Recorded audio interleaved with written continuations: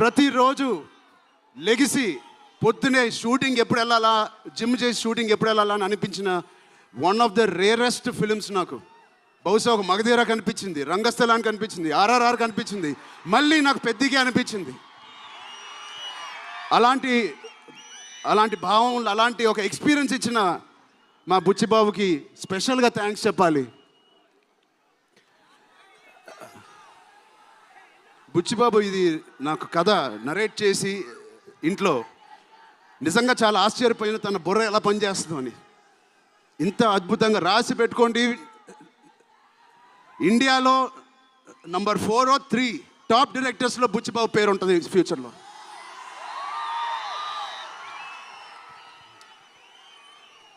So అంత మంచి experience ఇచ్చిన బుచ్చిబాబు గారికి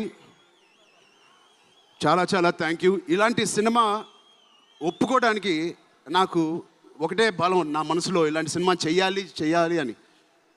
ఎవరు కాదు, అది మీరే మీకోసమే. నిజంగా ఏ ఆర్టిస్ట్కైనా వాళ్ళ అభిమానుల నుంచి, వాళ్ళ శ్రేయోభిలాషుల నుంచి ఇలాంటి ఎక్సైట్మెంట్, ఇలాంటి ఎంకరేజ్మెంట్ లేకపోతే ఎందుకు చేయాలండి సినిమాలు? హాయిగా ఇంట్లో కూర్చొని వేరే పని చేసుకోవచ్చు. మీకోసం చేతులు ఇరక్కొట్టడమే కాదు, రక్తం చింది కూడా పని చేస్తాను మీకోసం.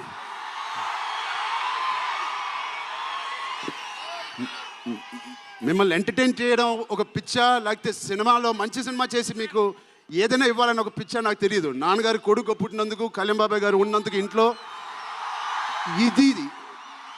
ఇది తప్ప నాకు ఇంకేం తెలియదు. బహుశా ఇంకోటి తెలుసుంటే ఇలా ఇంత పెద్ద ఆర్టిస్ట్ నేను ఒక ఫీల్డ్లో అయ్యేవాడిని కాదు. నాకు తెలిసిందల్లా సినిమా. సో నేను చనిపోయే వరకు మిమ్మల్ని ఎంటర్టైన్ చేస్తూనే ఉంటాను, అది రాసి పెట్టుకోండి.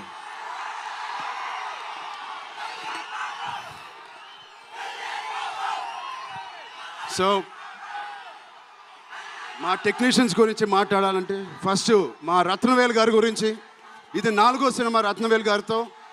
ఇంత బ్యూటిఫుల్గా మమ్మల్ని అందరినీ ప్రజెంట్ చేసి ఆయన సీనియారిటీని మాకు సపోర్ట్గా ఇచ్చిన ర్యాండీ గారికి ఆయన స్పెషల్ థ్యాంక్ యూ.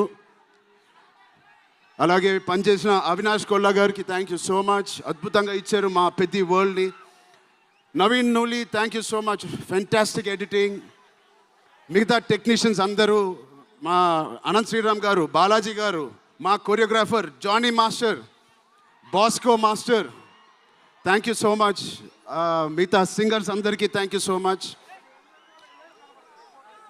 మా సతీష్ గారి గురించి చెప్పాలి. మొదటి సినిమా ప్రొడ్యూసర్ లాగా కాదు, ఒక